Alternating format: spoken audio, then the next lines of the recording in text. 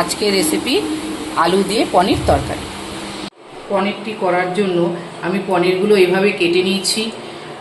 মশলার জন্য নিয়ে নিয়েছি জিরে, টমেটো, আদা, লঙ্কা, কাজু বাদাম, গরম মশলা।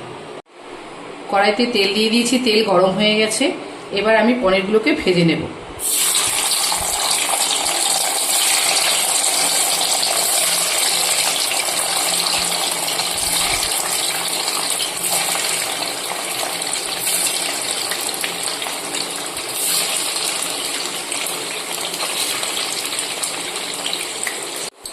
হালকা ব্রাউন করে ভেজে নিয়েছি। এইভাবে বাকিগুলোকেও ভেজে নেব। এগুলো তুলে নিচ্ছি।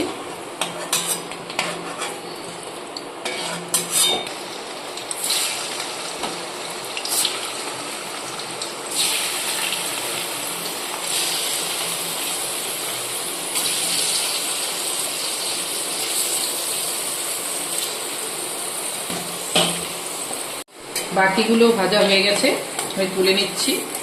এখানে আমি একটু গামলায় জল দিয়ে দিচ্ছি, জলের মধ্যে তুলছি, তাহলে পনিরটা খুব সুন্দর নরম থাকবে। নর্মাল জল। এবার কাজু বাদামগুলোকে হালকা করে ভেজে নেব।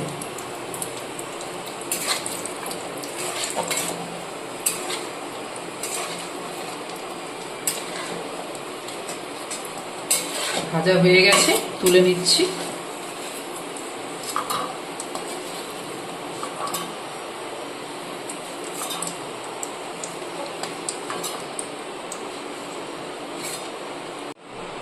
এবার কড়াইতে দিয়ে দিচ্ছি তেজপাতা, গরম মশলা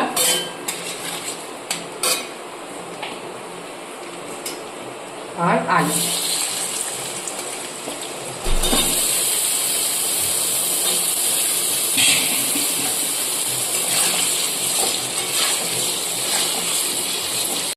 এবার দিয়ে দিচ্ছি স্বাদ মতো নুন,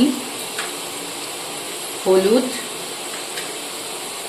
আর জিরে, আদা, লঙ্কা, টমেটো সব একসঙ্গে পেস্ট করে নিয়েছি। এগুলো দিয়ে দিচ্ছি।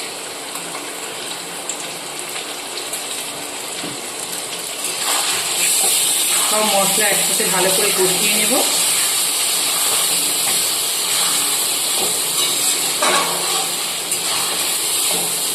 এবার মিক্সিটা ধুয়ে একটু জল দিয়ে দিচ্ছি।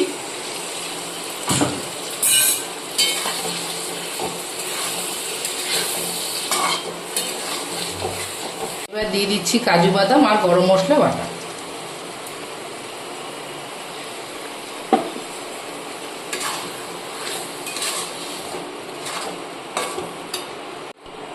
এবার দিয়ে দিচ্ছি এর মধ্যে 1 চামচ ঘি। ঘিটা মশলার সাথে কষিয়ে নিলে গন্ধটা ভালো হবে। এটা ভাত, রুটি সব কিছুর সঙ্গে খেতে পারবেন।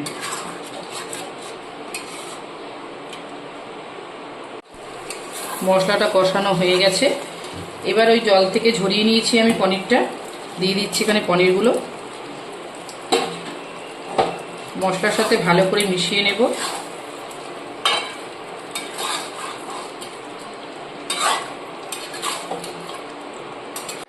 এবার দিয়ে দিচ্ছি একটু চিনি স্বাদ মতো, তারপর দিয়ে দিচ্ছি একটু জল।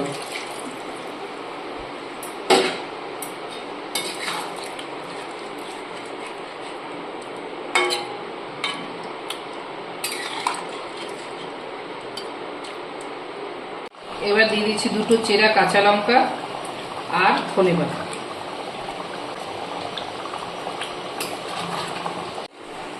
আমার রান্নাটা হয়ে গেছে। এগুলো আগেকার দিনের মা দিদিমারা এইভাবেই রান্না করতো। আমার রান্নাটা হয়ে গেছে। আপনারা একদিন এইভাবে বাড়িতে খেয়ে দেখবেন। ভালো লাগলে লাইক, কমেন্ট, শেয়ার করবেন।